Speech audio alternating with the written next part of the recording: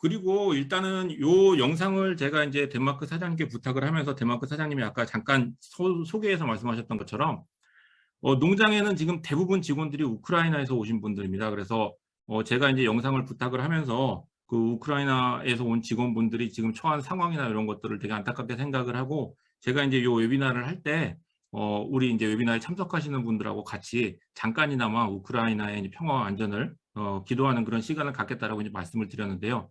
마음속으로 여러분들이 함께 우크라이나의 평화와 안전을 좀 기도를 해주셨으면 하는 바람입니다. 그래서 이 덴마크 사장님하고 저하고 이제 가끔씩 얘기를 할 때 보면 항상 하시는 말씀이 덴마크 농장 사장님들의 목에는 항상 이렇게 칼이 들어와 있는 심정으로 돼지를 키우고 있다라고 말씀을 하시거든요. 그러니까 그 얘기는 덴마크의 그 돈가가 워낙에 낮다라는 건 여러분들이 잘 아실 겁니다. 그러다 보니까 생산성에 목숨을 걸지 않으면 결국엔 그 낮은 돈가를 버텨내기 힘들다라는 얘기를 이제 그런 식의 비유를 통해서 하시는 건데 요 중간에 이제 사진 같은 경우에는 제가 이제 작년에 그 사장님 생일날 축하한다고 이제 메시지를 보냈더니 사장님이 또 이런저런 말씀을 하시면서 요즘 돈가가 살짝 올랐다라고 이제 자랑을 하시면서 저한테 이제 메시지를 보내주신 내용인데요. 키로당 12.30 덴마크 크로네.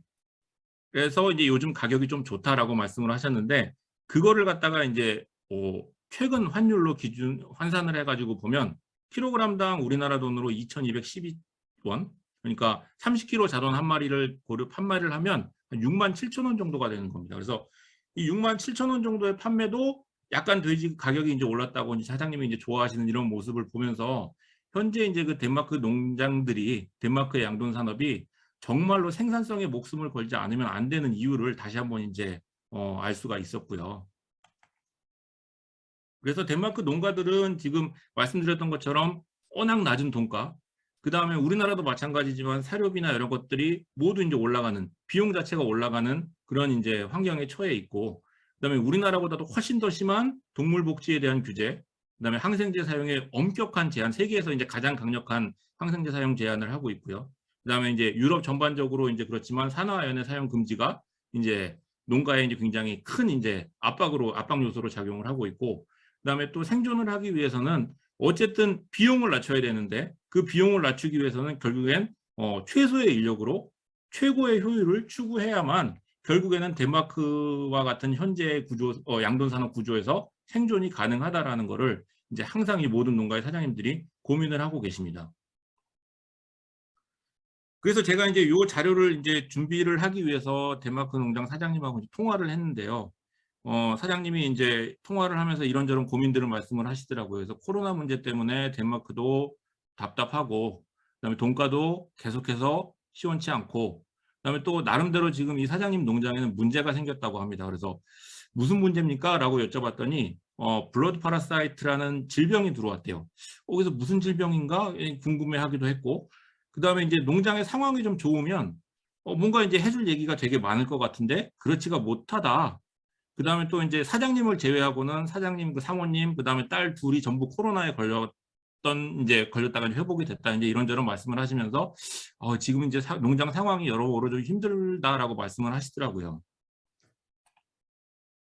그런데 이제 제가 문득 들었던 생각은 덴마크 그러면은 이제 세계 최고의 생산성, 뭐 세계 최고의 이제 뭐 산자수 그런 것들을 이제 바탕으로 해서 굉장히 많은 부분들이 이제 소개가 됐던 것들이 사실이고요. 그다음에 덴마크의 사양 관리라는 거는 사실은 지난번에 발표를 하셨던 루이스 수의사님이 본인의 책에서 이제 다산성 보드는 사양 관리에 대해서 이제 정리를 하면서 사실은 거의 모든 농장들이 비슷하게 그 책에 나오는 대로 이제 사양 관리가 되고 있고 그런 것들이 사실은 우리나라에서 많이 소개가 됐고 사실은 지난 시간에 루이스 수의사님이 소개해 주셨던 기본적인 사양 관리들이 덴마크에서 수의사님이 배워서 자신의 이제 컨설팅 농장에 적용을 했던 부분들이라 똑같은 내용을 또 다시 이제 보여드리는 것도 뭐 의미가 없지는 않겠지만 현재 지금 어려움을 겪고 있는 그 덴마크 농장의 사장님의 고민 그런 것들을 한번 여러분들하고 같이 나눌 수 있는 시간을 가져보는 것도 의미가 좀 크지 않을까라는 생각을 하게 됐습니다.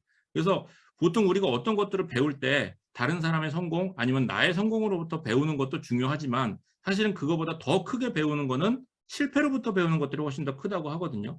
근데 이제 보통 자신의 실패에서는 배우기가 힘들다고 해요. 왜냐하면 실패가 굉장히 괴롭기 때문에 그 경험을 어떻게 해서든 잊어버리려고 하지만 타인의 실패에서는 사람들이 관심을 갖고 더 많은 거를 배울 수 있다라고 보통 얘기들을 하거든요. 그래서 이 덴마크 농장에 지금 겪고 있는 어떤 어려움들 이런 것들을 한번 같이 여러분들과 나눴으면 좋겠다. 그래서 사장님께 제가 간곡하게 좀 부탁을 드렸습니다. 그래서 사장님께서 지금 이제 고민하고 있는 부분, 직원들하고 이제 어떻게 이 상황을 헤쳐나가고 있는지를 사실은 우리나라 양돈 하시는 분들한테 좀 소개를 하고 싶은데 사장님께서 양해를 해주신다면 그것들을 좀 이제 영상으로 받아서 한번 공유를 하고 싶다 그랬더니 사장님께서 흔쾌히 허락을 해주셨어요.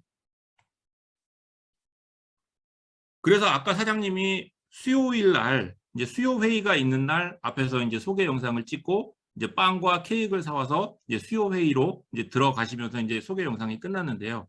지금 이제 여러분들께 수요 회의 장면의 일부를 소개를 해드리려고 합니다. 그래서 사장님이 사실은 거의 한 4, 50분 정도 되는 그 회의 영상을 저한테 보내주셨어요. 그래서 그 중에서 일부만 제가 이제 발췌해서 오늘 소개를 해드리려고 하는데요. 그 소개 영상에서 보셨던 것처럼 일단은 지난주에 어떤 일이 있었는지를 데이터를 가지고 저희가 이제 그 농장에서 이제 회의를 하게 됩니다. 그래서 기본적으로 이제 그 회의에서 바로 사용됐던 그 데이터를 또 사장님이 보내주셨어요. 친절하게. 그래서 어떤 데이터를 가지고 회의에 들어가는지를 한번 여러분들하고 같이 이제 간략하게 보고 이제 회의로 들어가려고 하는데요. 보시면 요 회의가 있었던 날이 이제 2월 21일부터 2월 27일이 있던 그 주 다음 주 수요일입니다. 그래서 그 전주, 그 다음에 그 주를 기준으로 해서 전 4주, 전 8주, 전 13주, 전 26주. 그래서 최근 일주부터 최대 6개월 전까지의 생산 성적을 가지고 저희 이제 회의를 이제 하게 되고요. 그래서 지금 이제 간략하게 어떤 것들이 있는지를 보면 요게 이제 교배 복수입니다. 34도 교배를 했고요. 그 다음에 34도 중에 초산 교배가 6복이었고요. 그 다음에 교배 중에 이제 재발이 한 복이 왔습니다. 지난주에. 그 다음에 도태가 이건 이제 안락사와 도태를 포함해서 이제 5마리가 됐고요. 그 다음에 모돈 폐사는 1마리가 있었고요. 그 다음에 요 주의 분만율은 95%, 수태율은 93.94%, 그 다음에 분만은 32복이 됐고 실산은 17.9도, 사산이 1.2도, 그래서 총 실산이 572도, 그 다음에 이유전 폐사율이 18.4%, 그 다음에 여기서 중요한 거는 초산돈의 실산을 이렇게 항상 기록을 해서 비교를 합니다. 그래서 초산돈이 내는 성적이 향후 이제 농장의 성적을 좌우하기 때문에 특별하게 이제 초산돈의 실산을 따로 이제 기록을 해가지고 이렇게 보고 있는데 초산돈의 요 전주 실산이 16.86도 였고요. 그 다음에 이제 이유는 34복이 했고 이제 총 이 복당 이유 두수가 15.4도. 그 다음에 이제 지난 양돈대학에서도 제가 말씀드렸지만 덴마크는 이유 1, 이유 2 그래서 실제로 이제 모돈이 이유 시점까지 달고 있던 자돈수를 표기를 하는데 그게 이제 13.2도고요. 그 다음에 양자 보내기를 포함한 어쨌든 자기가 낳은 자돈 중에 이유까지 간 자돈들을 계산을 했을 때 이제 15.4도가 나왔다라는 걸 아실 수가 있습니다. 그래서 일주 단위의 이제 그 자료, 그 다음에 그 전에 3주간, 뭐 4주간, 8주간, 13주간, 26주간의 자료들을 가지고 이제 회의를 한다라는 걸 여러분들께 이제 간단하게 이제 보여드렸고요. 그 다음에 이제 제가 작년 양돈대학에서 요 농장의 2020년 생산 성적을 설명드렸던 기억을 하시는 분들이 아마 계실 겁니다. 그래서 2020년 생산 성적과 2021년 생산 성적을 두 개를 놓고 비교를 해서 과연 이 농장에 지금 어떤 문제가 있는가를 한번 여러분들이 유출을 할 수 있도록 이 자료를 두 개를 비교를 해봤습니다. 그래서 왼쪽이 2020년, 그다음에 오른쪽이 2021년 생산 자료고요. 그다음에 맨 오른쪽이 연평균입니다. 그다음에 연평균에서 왼쪽으로부터 1, 4분기, 2, 4분기, 3, 4분기, 4, 4분기 예, 생산 성적들이 이제 2020년, 2021년 이렇게 이제 비교가 되어 있는 거고요.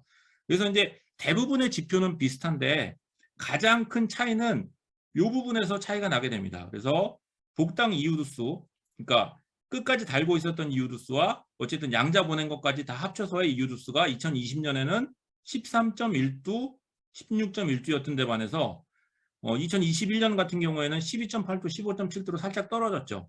그리고 분기별로 이렇게 보면 특히 요 4, 4분기에 이유 성적이 많이 안 좋았습니다. 그래서 연평균이 15.7도인데 4, 4분기가 14.2도, 네, 12.8도였는데 연평균이 끝까지 달고 있었던 게 11.9도. 그래서 분만사에서 뭔가 포유와 관련된 부분에서 이 농장에 지금 문제가 있구나라는 거를 생산 데이터를 통해서 여러분들이 유출을 하실 수가 있는데요.